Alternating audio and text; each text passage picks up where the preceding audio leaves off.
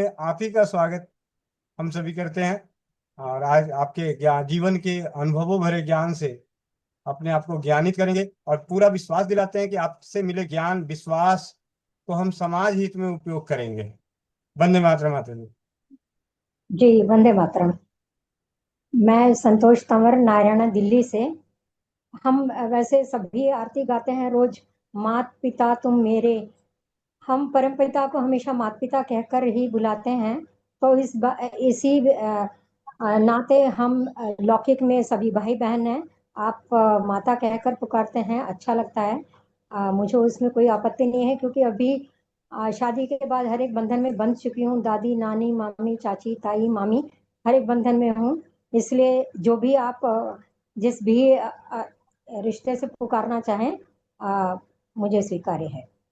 और सबसे पहले मैं धन्यवाद करूंगी अपने परमपिता परमात्मा को कि उन्होंने मुझे इतने सुंदर परिवार के साथ जोड़ा। दूसरा, मैं गोविंद भाई जी का मैं भाई ही कहना ज़्यादा पसंद करूंगी। बेटा मेरे से जल्दी से कहा नहीं जाता है, क्योंकि राजीव भाई जी के को बहुत सुनती हूँ, तो राजीव भाई ही कह के वो आदत पड़ी हुई है। वो उसी को कंटिन्यू करते हुए तो मैं गोविंद गोविंद जी कहूंगी या गोविंद भाई जी, जिसमें वो कंफर्टेबल लगे वो मुझे बता सकते हैं। गोविंद भाई जी के लिए सिर्फ ये कहूंगी कि भोले भंडारी हैं, अपने पास कुछ नहीं रखते हैं। जो कहीं से भी ज्ञान मिलता है वो आकर अपने स्वस्थ समृद्ध परिवार की चौपाल में आके उन हीरे मोतियों को बिखेर देते हैं। और कहाँ कहाँ से हमारे लिए जो है इस परिवार के लिए हीरे मोती चुन चुन के लाते हैं।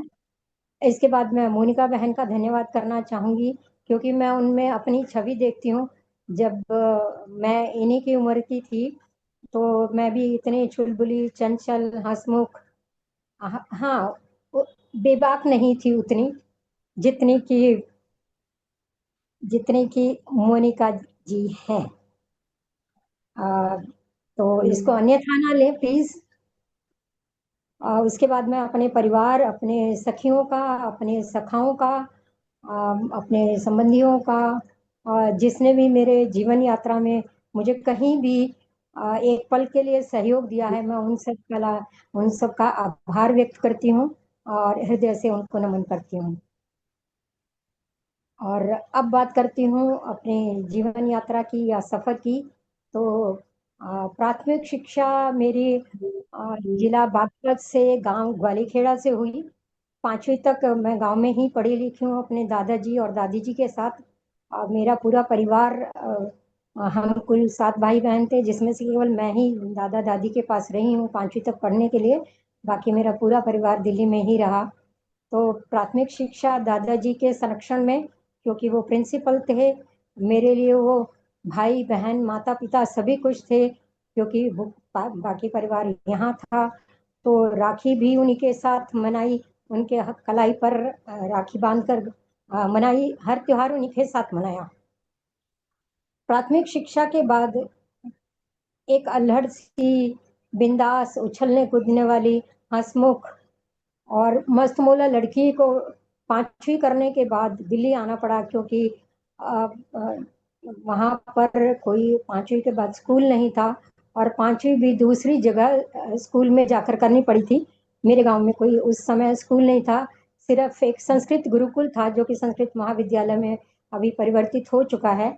और गुरुकुल में उस समय लड़कियों को रहने की अनुमति नहीं थी, तो मजबूरी में दिल्ली आना पड़ा। तो इस लड़की का सब अल्लड़पन दिल्ली में आके सब समाप्त हो गया। गांव में गांव में जो है आम के पेड़ों पर, जामुन के पेड़ों पर चढ़कर वहीं से आम तोड़कर खाना, पास ही में नहर थी उसमें नहाना, और खेतों में अपने खेत थे तो वहां से कुछ भी जो दिल्ली में सलाद, सो कॉल्ड सलाद कहते हैं, मूली गाजर निकाल कर खाना, ये इस अल्हड़ सी लड़की की शौकियां थी, जो गांव में उसने पूरी की। लेकिन जैसी दिल्ली में आई 6ठी में पढ़ने के लिए, तो रोज डांट पड़ती थी, क्योंकि वहाँ गांव में लड़कों के साथ कंचे खेलना, गुल्ली डंडा खेलना, ये मेरे प्रिय खेल थे। कभी ये नहीं सोचा था और दादाजी ने कभी नहीं टोका कि आप लड़की हैं या लड़के हैं तो आप ये नहीं कर सकती हैं। दादाजी का भरपूर सहयोग रहा। अंतिम समय तक रहा। दिल्ली में आई तो काफ़ी डांट पड़ती थी, बहनों से भी पड़ती थी कि ये दिल्ली है, गांव नहीं है, आप लड़कों के साथ नहीं खेल सकती हैं। लेकिन चोर चोरी से जाता है, हेरा फेरी से नहीं जाता है। तो चोरी चोरी खेलती थी, धीरे धीरे छूटा। 1-2 साल लगे अपने आप को बदलने में। दिल्ली में शिक्षा ग्रहण करने के लिए आई थी, मर्यादा की बेड़ियां ऐसी पड़ी कि कुछ समझ ही नहीं आया कि गांव में जो कुछ सीखा था, समझा था, सब भूल गई। यहाँ आकर मर्यादा की इतनी बेड़ियां यहाँ आई। उसके बाद उच्च शिक्षा दिल्ली से ली, बीए किया, बीए के साथ साथ टेक्निकल कोर्स किया। सेकेंड ईयर में फिर से एक टेक्निकल कोर्स किया, फाइनल ईयर में फिर एक और टेक्निकल कोर्स किया। और उसके बाद एक टर्निंग पॉइंट आया जीवन में, जिसने एक नई दिशा दी, सोचने को मजबूर किया। एक दिन मेरी दीदी ने, 5 बहनों में से मैं सबसे छोटी हूँ, एक दिन दीदी ने जीजा जी से किसी चीज़ के लिए पैसे मांगे और उन्होंने मना कर दिया। उस दिन मन को बहुत ठेस लगी। ऐसा मन को ऐसा लगा कि उन्होंने हाथ फैलाए और उनको मना कर दिया गया। हो सकता है उनकी मजबूरी हो, क्योंकि छोटी थी, घर में इतना समझ नहीं थी कि घर में बहुत सारे खर्चे होते हैं, कभी दे पाते हैं पत्नी को और कभी नहीं दे पाते हैं। लेकिन कहीं आत्मसम्मान को मेरे ठेस पहुंची कि पत्नी अर्धांगिनी है, अगर आप अपने खर्चे, एक खर्चा कम करके पत्नी को जरूर दें। ये मेरा सोचना था। मैं ये नहीं कह रही उन्होंने क्या सोचा हुआ। यहाँ से मेरा जीवन बदला। मन में विचार आया कि आज के बाद हाथ नहीं फैलाना है जिंदगी भर के लिए। अ, तो अब शुरुआत हुई कि क्या किया जाए। समझ में आया कि नौकरी की जाए। टेक्निकल कोर्स अपने हाथ में था, साइड बाय साइड ओपन से बीए कर चुकी थी, क्योंकि वो तो ठप्पा ही लगना था। टेक्निकल अगर काम सीखा था, टेक्निकल कोर्सेज किए थे 3 साल, तो इस लायक हो गई थी कि ओपन मार्केट में मैं अपने लिए कुछ एम्प्लॉयमेंट ढूंढ सकूं। एम्प्लॉयमेंट ढूंढी, एम्प्लॉयमेंट एक्सचेंज में उस समय नाम लिखवाया जाता था, नाम लिखवाया। और कुछ ही दिनों में मुझे पहली सरकारी नौकरी मिली। और पहली ही नहीं, एक ही महीने के अंदर 3 सरकारी नौकरियों के ऑफर मेरे हाथ में थे, एम्प्लॉयमेंट एक्सचेंज के थ्रू।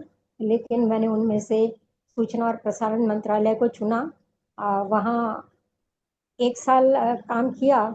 लेकिन जब भी 26 जनवरी की परेड देखती थी, तो मन में एक अलग उमंग, उत्साह और इन वीर सपूतों के साथ काम करने की जो है दृढ़ इच्छा जागृत हुई। मन मचलने लगा कि इनके साथ काम करना है, लेकिन समझ नहीं थी कि कैसे करना है, क्योंकि माता उतनी पढ़ी लिखी नहीं थी और उतना अच्छा मार्गदर्शन नहीं वो कर सकती थी।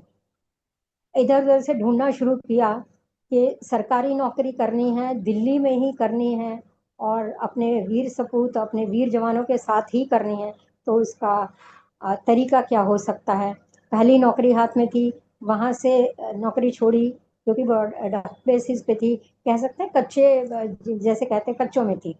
उसके बाद अगर आपने वेबसाइट में देखा हो, आप NIC.in लिखते हैं, तो नेशनल इंफॉर्मेटिक्स सेंटर को ही छोटा जो है निक बोला जाता है, जहाँ सबसे पहले जो है कंप्यूटर आया था।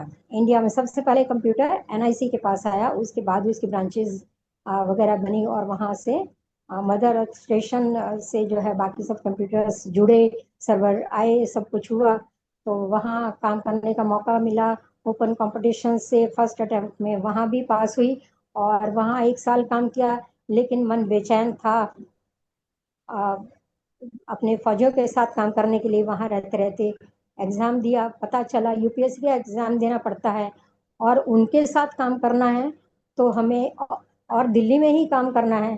तो हमारे लिए एक एक ही कैडर बचा था, AFHQ, आर्म्ड फोर्सेस हेडक्वार्टर, जिसको कि हम सशस्त्र सेना मुख्यालय कहते हैं। तो तीनों जो सेनाएं हैं उनका मुख्यालय दिल्ली में है। इच्छा पूरी हुई, यूपीएससी पास किया, पहले ही अटेम्प्ट में किया। अपने वीर फौजियों के साथ काम करने का मौका मिला। दिल खुशी के मारे बता नहीं सकती हूँ कितना खुश था जिस समय हाथ में मेरे अपॉइंटमेंट लेटर था, मेरे पिताजी ने उसको 3 बार पढ़ा ऊंची आवाज में, क्योंकि वो भी उस समय मेरे से मेरी बराबर की पोस्ट पर नहीं थे। तो उनको इतनी खुशी थी कि बेटी ने उनका नाम रोशन किया। 3 बार ऊंची आवाज में पूरे परिवार के सामने वो पत्र पढ़ा गया। मन को बहुत सुकून मिला कि मेरे दादाजी की मेहनत काम लाई, क्योंकि मेरे दादाजी ने हमेशा ही सहयोग किया। और हमारे पिताजी की सिर्फ एक ही उस समय पे एक ट्रेंड था कि बेटियों को ज्यादा पढ़ाना नहीं है, तो वो ट्रेंड हमारे घर में भी था। 12वीं करने के बाद बेटियों की शादी कर दी जाती थी। लेकिन मेरी जिद के आगे, मेरे दादाजी के साथ और सहयोग की वजह से मैं आगे पढ़ी। आगे जहाँ भी एग्जाम दिया वहाँ क्लियर किया। यूपीएससी क्लियर करने के बाद फौजों के साथ काम करने का मौका मिला। तीनों सशस्त्र सेनाओं के साथ काम किया, आर्मी में, नेवी में और एयरफोर्स में, क्योंकि वहाँ सिविलियंस को हर 8 साल के बाद टेन्योर पोस्टिंग कर दी जाती है। अगर आपने एक बार 8 साल जो है किसी हेडक्वार्टर में काम कर लिया है, तो आपको दूसरे हेडक्वार्टर में काम करना पड़ेगा। तो तीनों सेनाओं के साथ काम करने का मौका मिला। हर सीनियर से सीनियर ऑफिसर के साथ काम किया। आर्मी में 4 स्टार जनरल, जिसको हम लेफ्टिनेंट जनरल कहते हैं, उनके साथ साथ काम किया। निजी सचिव, जो कि आपने एक आम भाषा में पीए का नाम सुना होगा कि ये इनकी पीए है, तो हम उनको निजी सचिव कहते हैं। उनके साथ एक निजी सचिव के तौर पे काम करने का मौका मिला। नेवी में काम किया तो वहाँ भी 4 स्टार जनरल्स नहीं होते हैं, एडमिरल होते हैं, उनके साथ काम करने का वहाँ भी मौका मिला। सभी ऑफिसर्स, सीनियर ऑफिसर्स के साथ काम करने का मौका मिला जहाँ भी तीनों सेनाओं में गई। क्योंकि लगन थी, डिसिप्लिन पहले ही उनसे बहुत फौज में आने से पहले ही सीख चुकी थी कि डिसिप्लिन किसको कहते हैं और किस तरह से वहाँ की रिक्वायरमेंट फौज की क्या है। ये सब सीखा, ऑफिसर्स से बहुत कुछ सीखा, किस तरह से ऑर्डर्स लेने हैं, किस तरह से नीचे इम्प्लीमेंट कराने हैं, और किस तरह से आपको स्टाफ से काम कराना है, मात्रवत काम कराना है। ऑफिस में जब भी घर आने की नौबत आई, तो ऑफिस को ऑफिस की दहलीज पर छोड़कर घर आई, और जब घर से निकली तो घर की दहलीज पर घर को छोड़कर ऑफिस गई। ना घर के कोई समस्या ऑफिस में लेकर गई, और ना ऑफिस की समस्या कोई भी घर में लेकर आई। तो दोनों ही फ्रंट्स पर मैंने कोशिश की कि सामंजस्य बनाकर रखूं, और बहुत अच्छा सामंजस्य बनाने में कामयाब रही। और 2-3 जो है वाइस चीफ से कमेंडेशन सर्टिफिकेट्स मिले, डायरेक्टर जनरल से कॉम्बिनेशन सर्टिफिकेट्स मिले।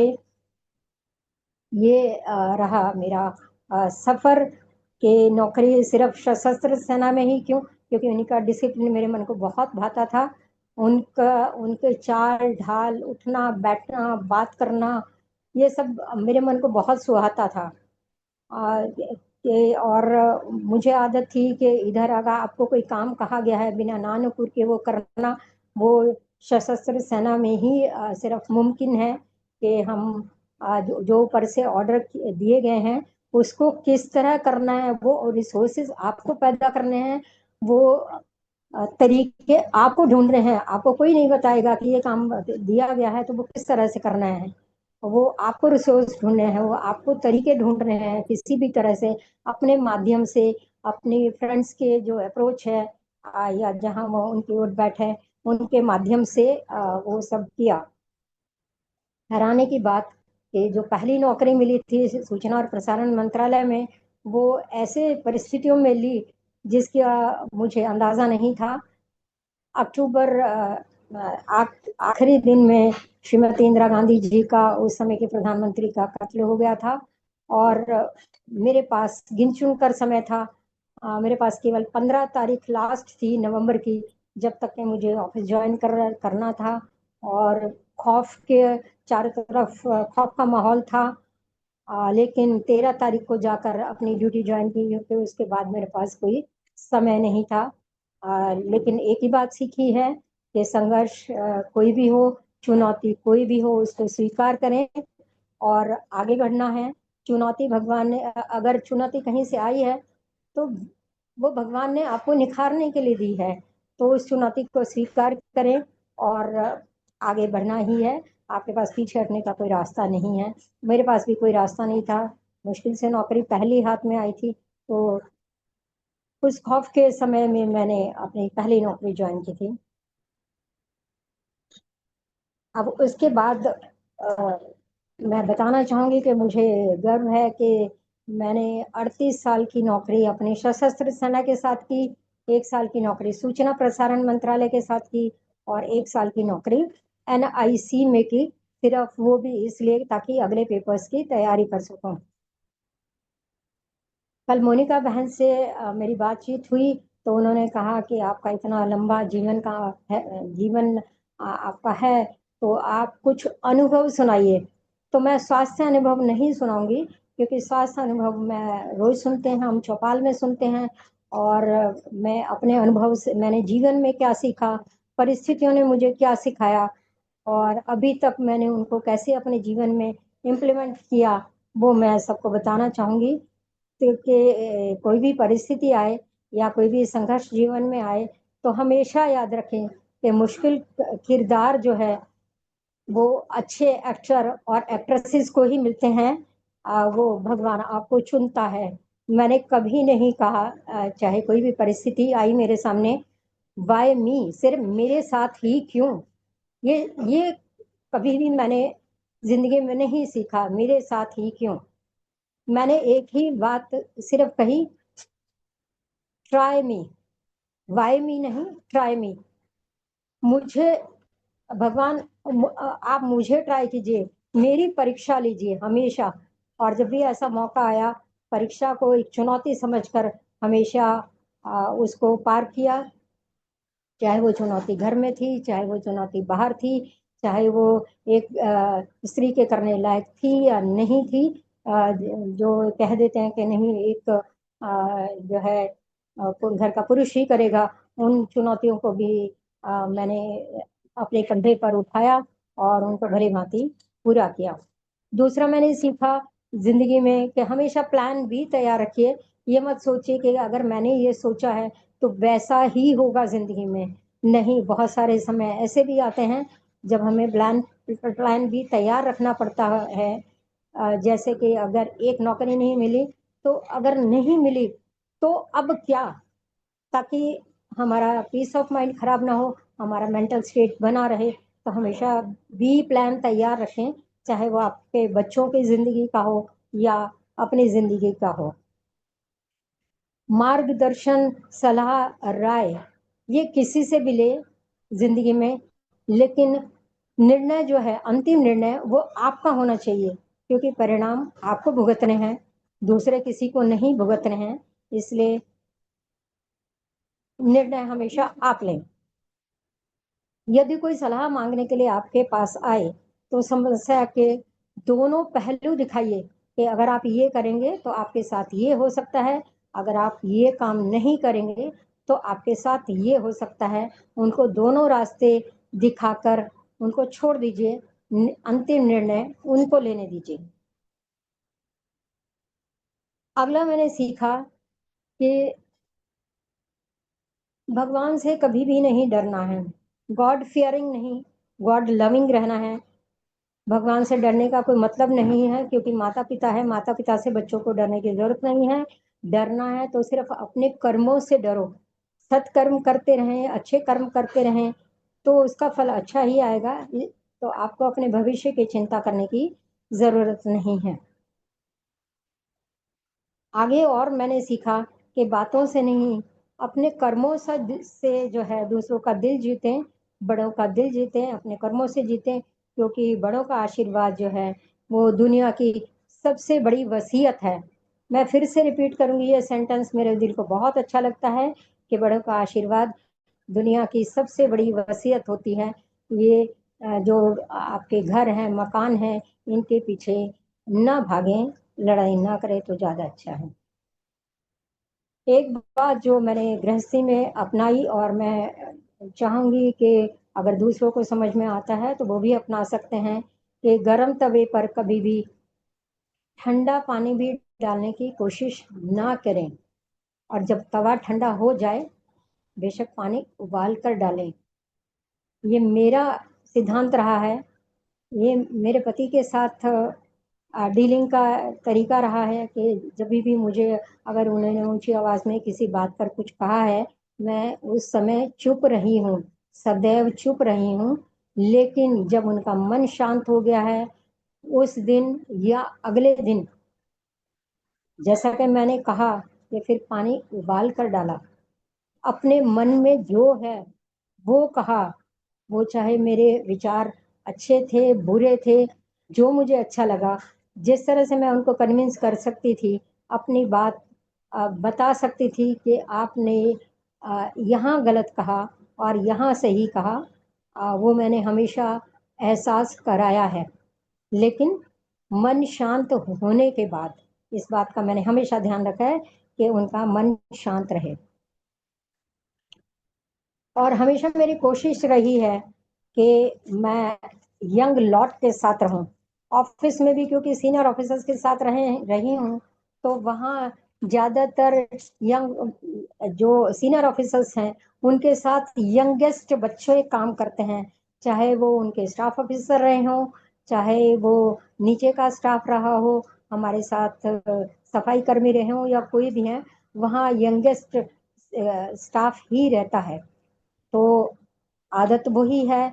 बुजुर्गों के साथ कम समय बिताती हूँ, क्योंकि लेडीज की थोड़ी सी आदत होती है कि नंद ने ऐसा कहा, देवरानी ने ऐसा कहा, जेठानी ने ऐसा कहा।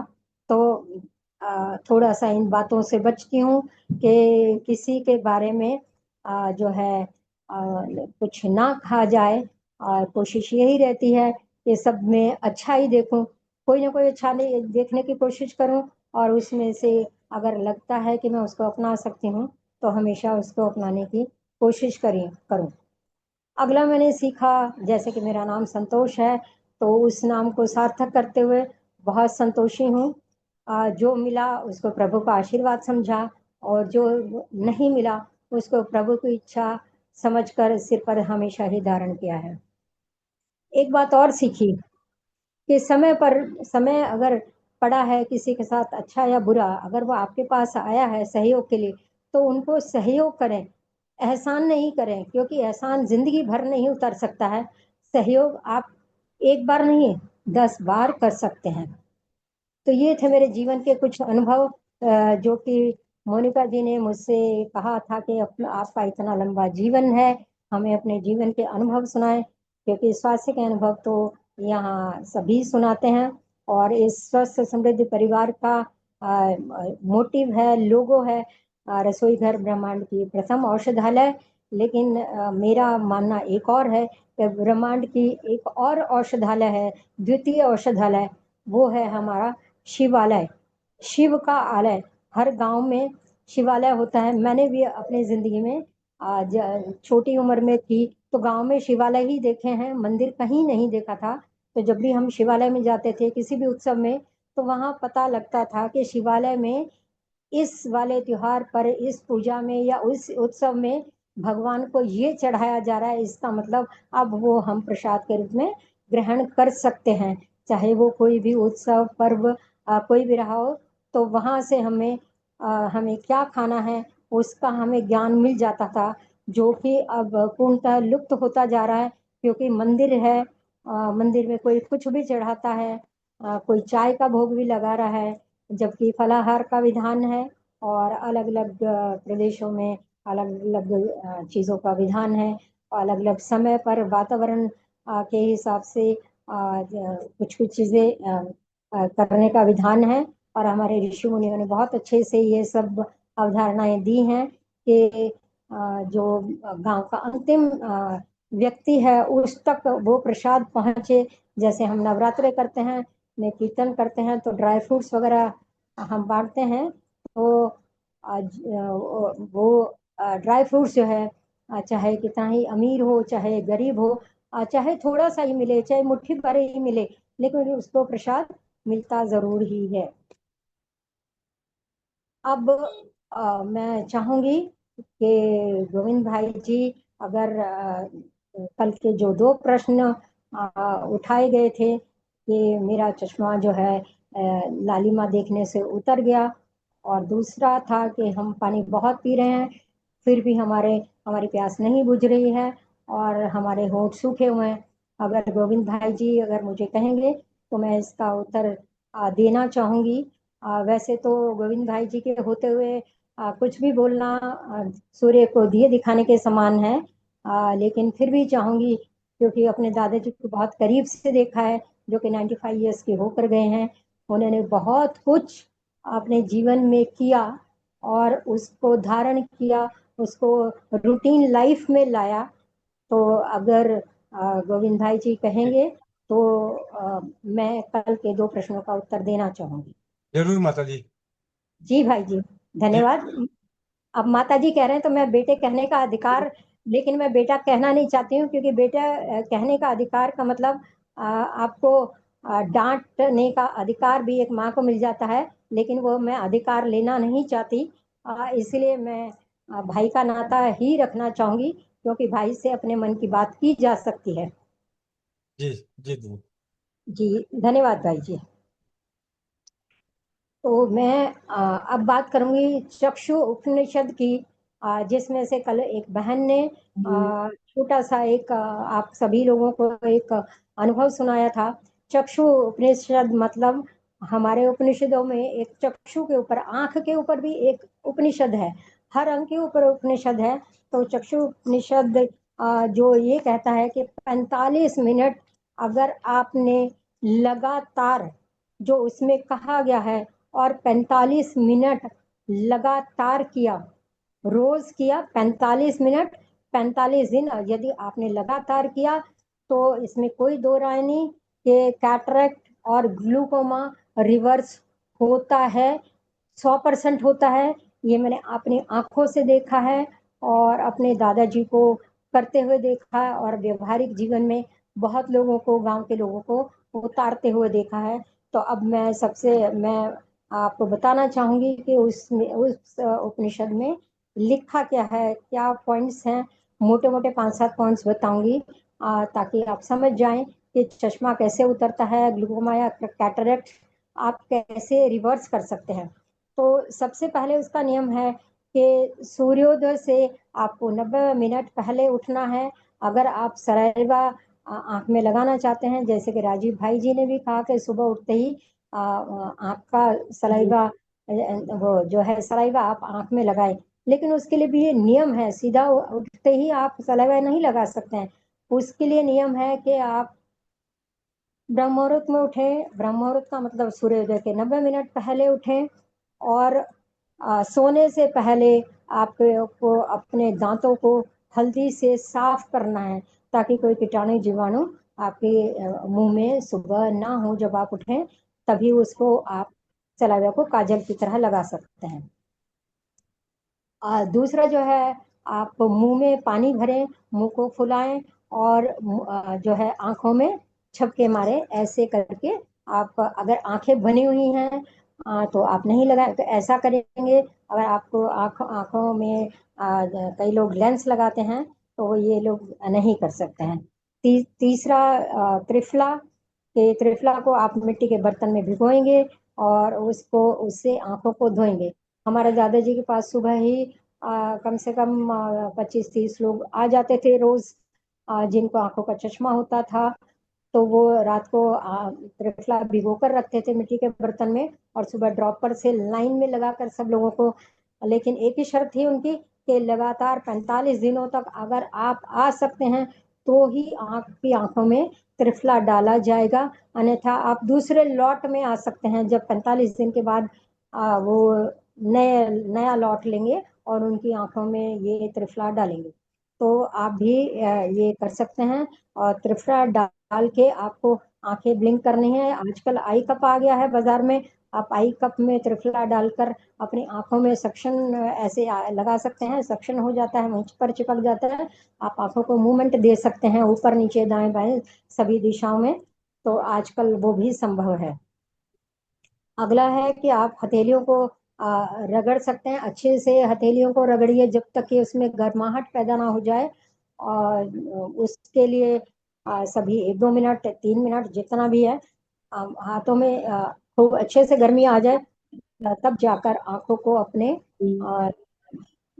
हाथों को जो है हाथों से ढक लेना है जब तक आपको गर्मी महसूस हो रही है।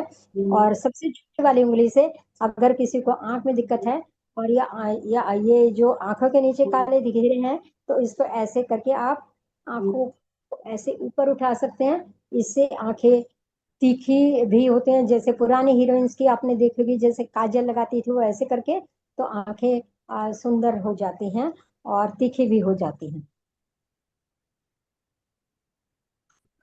और उसके बाद मैं बताना चाहूंगी कि आप आई की एक्सरसाइज कर सकते हैं, आँख की एक्सरसाइज कर सकते हैं। अंगूठे को आपको ऐसे ले जाना है और अंगूठे को नाक की सीध में ले जाएंगे और धीरे धीरे धीरे आँख आपके नाक की टिप के पास तक लेकर आना है, जहां आपकी नाक है टच नहीं करना है। आँख का जो नोक आपको दिखाई दे रहा है उसके पास तक लाना है और इसको वापस ले जाना है। और अपने अंगूठे को दाईं तरफ बाईं तरफ धीरे धीरे ले जाना है। आपको आंखें वहीं रखनी है, सिर वहीं रखना है। सिर्फ आपकी आंखों की पुतलियों की मूवमेंट होनी चाहिए। सिर्फ आंखें घूमेंगी, आपकी गर्दन नहीं हिलेगी, सिर्फ आपका अंगूठा घूमेगा और हर दिशा में घूमेगा। प्लस के निशान में जैसे हम जमा का निशान लगाते हैं ऊपर से नीचे दाएं से बाएं, क्रॉस का निशान गुणा का निशान जैसे हम लगाते हैं, उन सभी दिशाओं में आप आंखों को घुमाएंगे और गोलाकार तरीके से भी आप आंखों को घुमाएंगे। जो कल बहन ने बात की थी कि सूरज की लालिमा देखनी है, तो आपको डूबते हुए सूरज और उगते हुए सूरज को दोनों समय आप देखेंगे जब उसमें लालिमा होगी, और लगातार देखेंगे। त्राटक जिसको कहते हैं, त्राटक विधि सबको पता है। लगातार देखेंगे आप सूर्य को, आंखों से आंसू आ रहे हैं तो उसको सिर्फ यहाँ नीचे से पहुंचेंगे, आंखों को टच नहीं करेंगे, क्योंकि पानी में स्पेक्ट्रम होता है तो उसको खराब नहीं करना है। पानी जो नीचे सिर्फ आ जाएगा उसको धीरे से आपको पहुंच लेना है, आंखों को बिल्कुल भी टच नहीं करना है। और जितना सुविधाजनक लगे सिर्फ उतना ही देर देखना है, जबरदस्ती नहीं करनी है। और कोशिश करनी है जितना देर आप लगातार देख सके, और थोड़ा थोड़ा इंटरवल पर आप देख सकते हैं। अगर आंखें बनी हुई हैं, अगर आपने अंदर लगा रखा है, लेंस लगा रखा है, तो कृपया ये ना करें। और अगर आंखों पे प्रेशर आ रहा है तो फिर आप जो है ये सूर्य त्राटक ना करें। आप दिया त्राटक कर सकते हैं, या आप काला बिंदु लगाकर आंखों के सामने आप बिंदु त्राटक कर सकते हैं, जो कि हम शाम को सभी बच्चे करते थे। दादाजी सभी के जो है जहाँ हम लोग बैठते थे, बहुत बच्चे थे जो कमजोर बच्चे थे, उनको भी शाम को बुलाते थे रात को, और उनको 40 तक पहाड़े ढोंचा पहुंचा सैया जो भी गांव में सिखाया जाता है छोटे बच्चों को, वो सब सिखाते थे। तो हर एक के सामने काला कलर का एक बिंदु होता था और उसको हमें बिंदु त्राटक करना अनिवार्य था हमारे लिए, ताकि जिंदगी में कभी आंखों की हमें समस्या नहीं आए। तो ऐसा हुआ भी। अगला है कि आंखों के ऊपर आप खीरा लगा सकते हैं, ठंडा होता है, या लौकी लगा सकते हैं काट कर। 5-7 मिनट बैठ सकते हैं या लेट सकते हैं। अगला मैं कहना चाहूंगी कि आप सात्विक भोजन करें, 50% पका हुआ खाना खाएं और 50% कच्चा खाना खाएं। नॉन वेज अवॉइड करें। अगर शाम को नॉन वेज खाया तो आप सलाइवा नहीं लगा सकते हैं। अगर आपने कोई गंध युक्त चीज खाई है तो आप सलाइवा नहीं लगा सकते हैं जब तक कि उसकी गंध खत्म ना हो जाए। और आपको हल्दी का को दांतों हल्दी से दांतों को साफ करना वो अनिवार्यता है इस चीज के लिए। अगला है कि आपको जो है इन्वोक द डिवाइन और माइंडफुल ईटिंग। जब भी आप खाना खाते हैं तो भगवान को धन्यवाद दें, शांति से बैठकर खाना खाएं, चुप कर कर के खाना खाएं, और आभार व्यक्त करते हुए खाना खाएं। जो भी खाना आया है वो सिर्फ आपका खरीदा हुआ नहीं है। हमें लगता है कि हम खाना खरीद कर लाए हैं और या हमने पैसे कमाकर उसको खरीदा है, ऐसा नहीं है। वो इतने आसानी से आपके पास नहीं आया है। जो आपके पास आपकी थाली में खाना आया है उसके पीछे चक्की वाले का हाथ है, उसके पीछे मंडी वाले का हाथ है, उसके बीच में जितने लोग हैं और अंत में किसान का भी हाथ है। तो इस पूरी चेन को धन्यवाद दें खाना ग्रहण करने से पहले, कि उस किसान का भी धन्यवाद जिसने धूप में इतना समय देकर और अपना पसीना बहाकर, खून पसीना एक करके, और ये रोटी हमारी थाली तक पहुंचाई है। थाली में एक भी दाना अन्न का ना छोड़े। कोशिश रहे जितना लिया है और अपने पेट को 70% तक भी भरें, पानी के लिए और हवा के लिए जगह जरूर छोड़ें। आप और आंखों को ठीक रखने के लिए ये कर सकते हैं कि प्याज को जैसे आप सलाद में काटते हैं गोल गोल, उस तरह से काटना है। और जो पैरों में आर्क है, पैरों में आप अंदर की साइड देखेंगे ऐसे हल्का सा टेढ़ापन है अंदर की साइड, दोनों पैरों में अगर आप पैर देखेंगे इकट्ठे करेंगे तो अंदर की साइड हल्का सा आर्क है। तो आपको वहां पर रात को प्याज लगाकर सोना है, क्योंकि प्याज में वो गुण है कि वो टॉक्सिन्स को खींच सकते हैं। तो वहाँ आप सॉक्स पहन सकते हैं, आप कोई पट्टी बांध सकते हैं, आप कोई कपड़ा बांध सकते हैं। तो इससे जो है प्याज वहाँ लगा रहेगा और सारी रात में टॉक्सिन्स को जो है वो निकालेगा। तो ये रहा मेरे बहन के पहले प्रश्न का उत्तर कि कैटरैक्ट या ग्लूकोमा उनका ठीक हुआ। ये तरीका था सही। जिस तरह से किसी का भी कैटरैक्ट या ग्लूकोमा जो है 45 दिन में 45 मिनट, जो भी ये बिंदु आपको बताए हैं, अगर आप ऐसा करते हैं तो आपको कैटरेक्ट या ग्लूकोमा जिंदगी भर नहीं होगा। क्योंकि मैंने अपने दादाजी को देखा था बहुत कुछ करते हुए, और वो 10 या 15 पैसे की चिट्ठी पर इतना बारीक लिखते थे, इतना बारीक लिखते थे कि जो है मैं बता नहीं सकती हूँ कि एक जो रजिस्टर का पूरा पेज है वो 15 पैसे के एक पोस्ट कार्ड में, पीले कलर का जो पोस्ट कार्ड होता था उसमें लिख कर मुझे वहां के समाचार देते थे, या मैं यहाँ से उनको समाचार देती थी या अपने मन का हाल बताती थी। तो ये रहा मेरे कल बहन के प्रश्न का, पहले प्रश्न का उत्तर। और दूसरे प्रश्न का उत्तर मैं देना चाहूंगी कि हम पानी बहुत पी रहे हैं फिर भी हमारा मुंह सूख रहा है, और फिर भी हम बहुत जो है यूरिन बहुत ज्यादा जा रहा है, लेकिन फिर भी दिक्कत है। उसका कारण है कि आपका जो पानी है, पानी में मिनरल नहीं है, और पानी में आपके नेचुरल इलेक्ट्रोलाइट्स नहीं है, जिसको कि हम मैग्नीशियम कहते हैं, हम सोडियम कहते हैं, हम पोटेशियम कहते हैं। ये हमारे मिनरल्स या नेचुरल इलेक्ट्रोलाइट्स होते हैं। और अगर आप एक नींबू और थोड़ा सा सेंधा नमक और थोड़ा सा गुड़ मिलाते हैं तो एक सबसे अच्छा नेचुरल इलेक्ट्रोलाइट है, जो कि पानी जो भी आप पी रहे हैं वो सेल के, हर एक सेल के पास तक पानी पहुंचेगा। क्योंकि जो प्लेन पानी पी रहे हैं, सादा पानी पी रहे हैं, वो सेल्यूलर लेवल तक नहीं जा रहा है, हर सेल तक नहीं पहुंच पा रहा है। तो आपको इलेक्ट्रोलाइट के साथ पानी पीना है। तो इसके लिए बहुत सारी चीजें हमारे पास हैं इलेक्ट्रोलाइट्स की तरह। जैसे कि अभी परसों मेरी बुआ सास का फोन आया था कि मेरा मुंह सूख रहा है, पानी बहुत पीती हूँ फिर भी समस्या है, बार बार यूरिन जाना पड़ता है। तो उनको वही बताया था कि आप नेचुरल इलेक्ट्रोलाइट्स का प्रयोग करेंगे, बैठकर पानी पिएंगे और गुड़ काट काट कर खाएंगे, जो कि ये चौपाल में भी बार बार बताया जा रहा है। और आप पुदीना किसी ना किसी रूप में, चाहे चटनी के रूप में प्रयोग करें, चाहे पानी में डालकर प्रयोग करें, या पानी उबालकर नीचे उतार कर उसको ठंडा करके उसमें पानी डालकर उपयोग करें। और आप जीरे को भी इसी तरह से प्रयोग कर सकते हैं।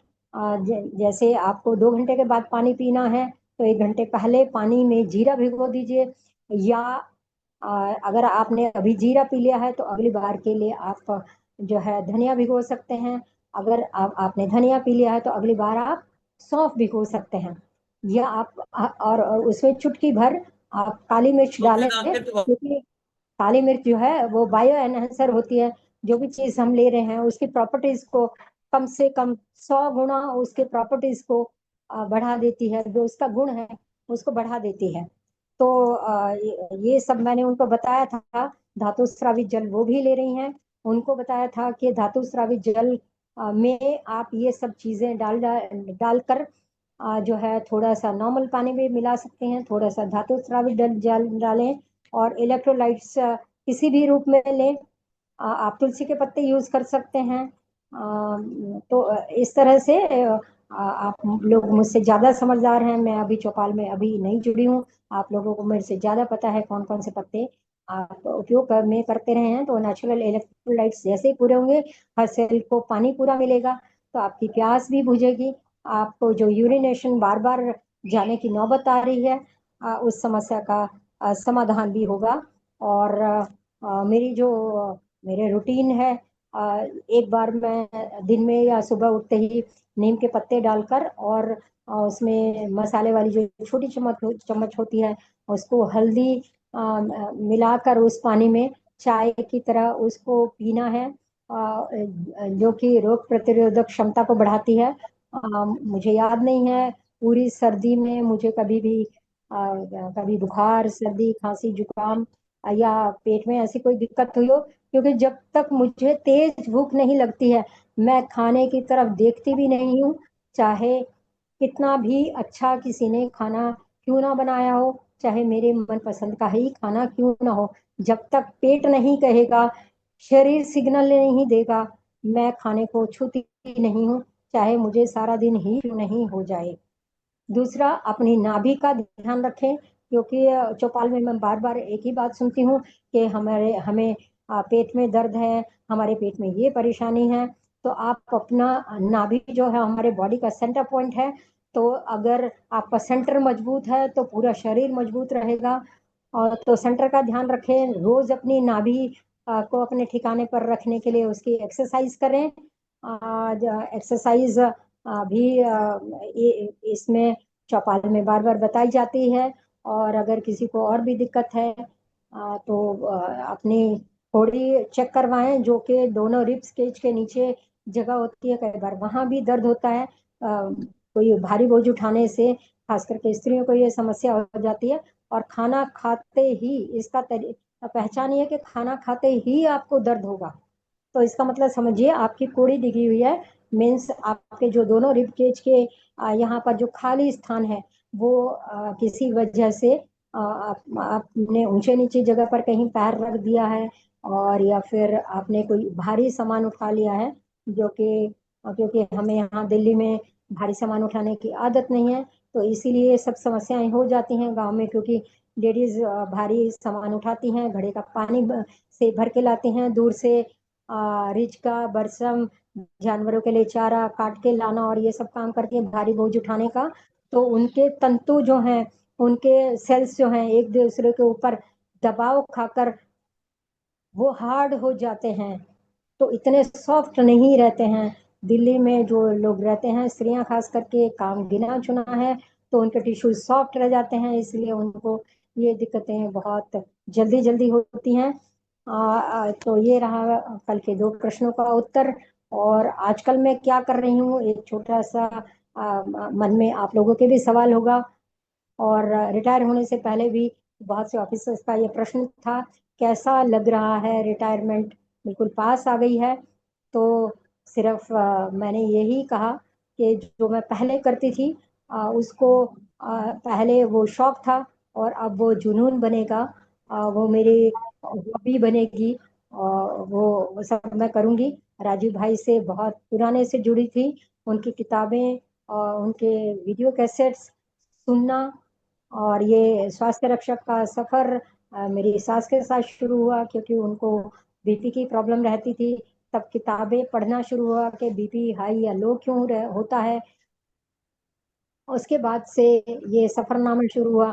किसी ने भी कहा हमें मुझे ये प्रॉब्लम है, तो मैं 10 किताबें खरीद कर ले आती थी, अपने आप पढ़ती थी कि ये समस्या क्यों है। और जब तक उसका समाधान नहीं मुझे दिखाई देता था तब तक मैं चैन से नहीं बैठती थी। और नोट्स मैंने बहुत देर में बनाने शुरू शुरू किए। 2010 में भाई जी की, राजीव भाई जी की पुस्तक मेरे हाथ लगी। उसके बाद से उनके नोट्स बनाए, और एक एक बात जो उन्होंने कही है वो मेरे नोट्स में आज भी है। उनको रिवाइज, दुख की बात है और बहुत गलत बात है। मैं यहाँ अपनी गलती मानती हूँ कि मैं उनको समय से रिवाइज नहीं कर पा रही हूँ, नहीं की है। मैं अपनी ये आदत सुधारूंगी। आपका बहुत समय लिया, आपने बहुत तन्मयता से सुना पूरी चौपाल ने। मैं सभी भाई बहनों को फिर से नमन करती हूँ, धन्यवाद देती हूँ गोविंद भाई जी का कि इस मंच पर मुझे इतना समय दिया। और आज मुझे लग रहा है कि दूसरी बहन को भी बोलना था, उसका समय शायद मैंने ही ले लिया है, और बहन से माफी चाहूंगी कि बहुत लंबा समय ले लिया है। सभी को वंदे मातरम। धन्यवाद। जी भाई जी। जी वंदे मातरम माता जी, बहुत ही अनोखा। आपका सफरनामा सुन के जोश और जुनून तो हम में भी जागे हैं। बहुत सारी, जैसा कि आपने वक्तव्य में अपना कहा, तो मेरे बड़ों का आशीर्वाद जीवन की सबसे बड़ी वसीयत है। जी। इसके ऊपर मैं हमेशा प्रयासरत रहता हूँ, आगे भी रहता रहूंगा जीवन भर, कि हमें ज्यादा से ज्यादा आशीर्वाद और दुआएं इकट्ठी करनी है। जी भाई जी। जी।